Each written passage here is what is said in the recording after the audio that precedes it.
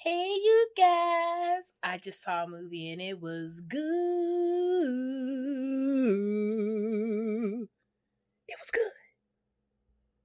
Yeah, I know I look good. Yeah, I look fly. Baby, I'm just your type. I'm a baddie. Hey, you guys! My name is Tamika. This is my channel, Tamika Michelle, and I'm so excited because I just got through watching The Call, not to be confused with the 2013 Call with Halle Berry in it, which, if you haven't seen it, is good. But this is also good, but it's a Korean movie. It's on Netflix. At least I watched it on Netflix. It just premiered not too long ago. And it pretty much stars Park Shin-hye, which she's the GOAT, okay? Like, Park Shin-hye can do no wrong. Park Shin-hye was in You're Beautiful, which I thought was beautiful. She also starred in Airs, which is for you who love K-dramas, already know what Airs is about. That's what she stars in. But if you got Netflix, maybe you know her from #Alive, which came out this year, which was sick. Like, if you haven't seen Alive, #Alive, like, just stop what you're doing, bro. Stop all the things. Go check out #Alive. Like, we want to talk about, like, the director was on it, the acting was sick, the plot was wild, like, loved it. So yeah, anyway, Park Shin-hye stars in this movie called The Call. Also, her co-star is actually not as well known. Her name is Jun Jung-seo. So apparently she was only in one previous work, which was called The Burning. Haven't heard of it. I'm willing to check it out because I loved her that much in this movie. So let me hit y'all with the synopsis. The Call tells the story of Park Shin-hye returning home in a dark, depressive state, having recently lost her cell phone, only having access to the house phone. Living home alone, having a horrible relationship with her mother, we the viewers soon learn the root of her misery. One day, Park Shin-hye receives a call from a character played by Jung Jung-seo. As these girls get to know each other, you learn that the two are actually share a very common connection that blossoms into a wonderful friendship. Jung Jung-seo does something completely wonderful for Park Shin-hye, which leads to Park Shin-hye wanting to do something equally wonderful for her in return, only leading to a series of gruesome murders, thrills, chills, suspense. Like this, that's it. That's it, okay? Now, there's more that I really want to tell you, but just so I don't completely throw you off, this is The Lake House Meets You, and they had a baby, and it was called the 2020 Korean movie, The Call. Like, good. Like, it's so crazy because we're dealing with parallel universes, the changing of time, how quickly in an instant, like, it's just, woo! This movie had me rushing. Like, I thought it was gonna be really, really scary. It's not exorcisms, it's not ghosts, there's no monsters in it. Like, this is pure psychological, good old-fashioned thriller with a smidgen of sci-fi. I gave this movie 4.5 out of 5 stars. If we're gonna do it on a 5-star rating, I probably should do it on a 10, but for now, it's a 5-star rating, a 4.5 out of 5 stars. Why not get the 5? Why not perfection? It's a psychological thriller because I love a good psychological thriller. Well, my friends, the answer is I'm still confused about the ending. I know. A good movie almost should be graded on its ending, but not in this case. Honestly, it felt like the movie ended and I was like, oh, I was doing this. And then there was like, wait, what are these 2 minutes? Damn it. I was like, you have perfection.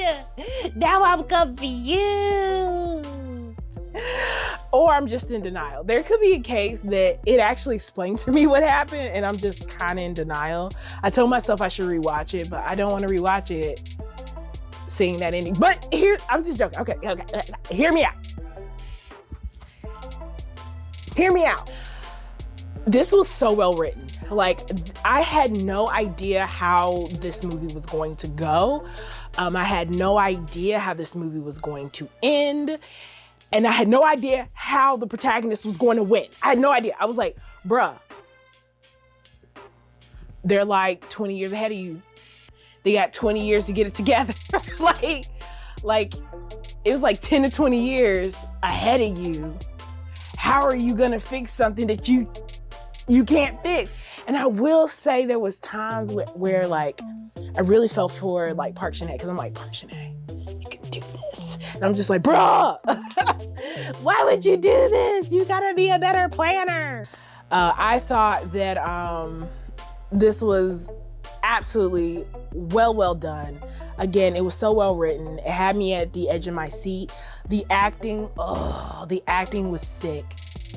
Let me tell you, I don't know Jung Jung-seo before this movie, but I'm looking for her now.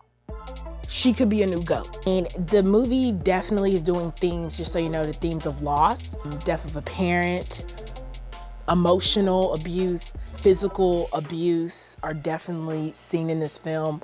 Of course, bodily harm, but the film does a really good job. It kind of, do I want to say Hitchcock? Do I want to say Hitchcock? But yeah, I think I want to say Hitchcock.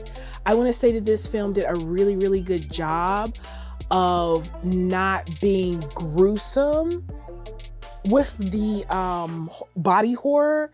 It was very much like you see the scene of someone right here, and then somewhere off in the background, you see something happening, but you don't know what's happening, but you know what's happening. And that's very Hitchcockian to me. I'm not quite sure that's the term, Hitchcockian, but it has very cool themes if you're someone who just loves Hitchcock as much as I do. But I thought that the cinematography was crazy.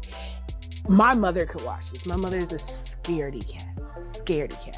She could watch this. Now, mind you, we watched it during the day. That probably helped. But she could watch this, no problem. So if you're someone who's a super, super scaredy cat, I still think you can watch this film. I think you will love it. Nothing is too in your face. And there is cursing in the film, just so you know. You can't watch it in English dub. What that says. So if you have a problem with cursing, you could watch it with subtitles and listen to it in Korean and you won't even know. You're welcome. You're welcome. Life hack. That's a life hack right there. I listened to it in English dubbed, loved it. The voices were good. People are gonna tell you the voices were trash. I thought they were good. My mom was like, I didn't know Park Shin-hye could speak such good English. I was like, Mom, that's definitely dubbed. I don't think that's her voice. Oh, so Vic fooled my mother, and she watches a lot of sub stuff. I think it could fool other people as well. But anyway, The Call. It was sick. It was crazy. It was wild. The scenes were terrifically shot. I mean, there's a part in the film where you're seeing the transformation of the alternate realities, and it's happening in an instant and everything is changing. Now, this is the only thing that I would say I have a question about. But let me tell you, when you're dealing with time, every director, every movie has its own lore with time travel, right? So we can't just all use time travel in the ways that we want to, because either way, it's a different story, right?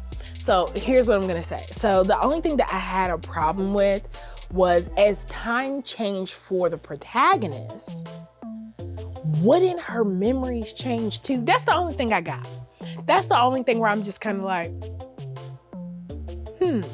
But with you going in there knowing that that's not going to happen, you should be fine with the situation.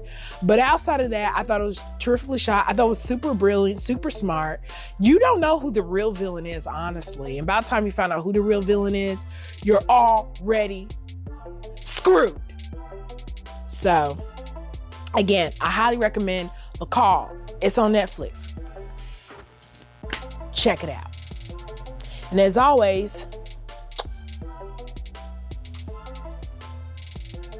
till next time, Everglow forever, let's go. Hey! La di da da di da da, la di da di da, la di da di da, la di da di da.